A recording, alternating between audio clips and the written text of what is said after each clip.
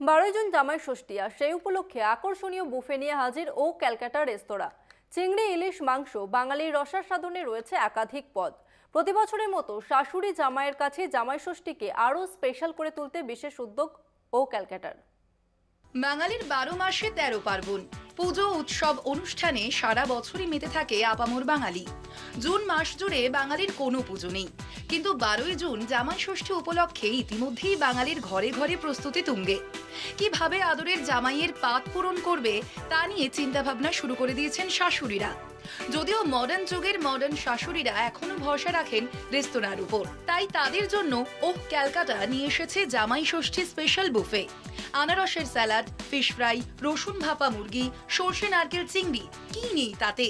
জামাই ষষ্ঠীতে জামাইদের পাতে হরেক রকম খাবার তুলে দেওয়ার জন্য শাশুড়িরা সবসময় মুখিয়ে থাকেন। তাই জামাই ষষ্ঠী উপলক্ষে এবার বাড়ির বাইরে সেই সমস্ত উপকরণই সাজিয়ে তুলছে ক্যালকাটা, যেখানে বাফেটে জামাই ষষ্ঠী পালন করতে পারবেন শাশুড়িরা, আর সঙ্গে সমস্ত রকম যে উপকরণ বা নিয়ম আচার যা থাকে জামাই ষষ্ঠী উপলক্ষে তার সবেরই ব্যবস্থা রাখবে ক্যালকাটা, যাতে ঘর থেকে বাইরে বেরিয়ে একেবারেই যাতে মনে না হয় যে ঘরের যে আরাম, ঘরের যে খাওয়ার স্বাদ তা বদলে যাক।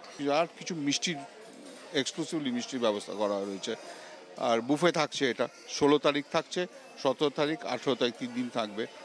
বুফেটা 1375 টাকা প্লাস ট্যাক্স। আর মিল বক্স করা হয়েছে, যেট ইজ ভেরি অ্যাট্রাকটিভ, যেটা 3275 করে। অ্যাটলিস্ট একটা মিল বক্সে 2 থেকে 3 জন খুব ভালোভাবে খেতে পারবে। ট্রেডিশনাল যে খাবারগুলো লোকে ভালোবাসে সেইগুলোই করা হয়েছে। তারই মধ্যে কিছু জিনিস আছে, যেমন রসুন ভাপা মাছ করা হয়েছে, একটুখানি রসুন ভাপা মুরগি করা হয়েছে, জেনারেলি রসুন ভাপা মুরগি করা হয়েছে।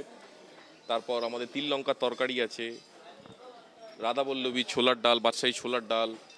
ওভারঅল দেখতে গেলে আমাদের আমার অ্যাজ আ শেফ আমার মেন ফোকাস হচ্ছে কোয়ালিটি অফ ইনগ্রিডিয়েন্ট। তো ভালো যে জিনিসটা ভালো এই সময় পাওয়া যায় সেইটা নিয়েই কাজ করাটা আমার মনে হয় খুব ভালো অকেশন। একাধিক নতুন পদ, নজর কাড়া অফার, সব মিলিয়ে জামাই ষষ্ঠীকে আরো স্পেশাল করে তুলতে হাজির ক্যালকাটা। শাশ্বতী রায়ের রিপোর্ট, কলকাতা টিভি।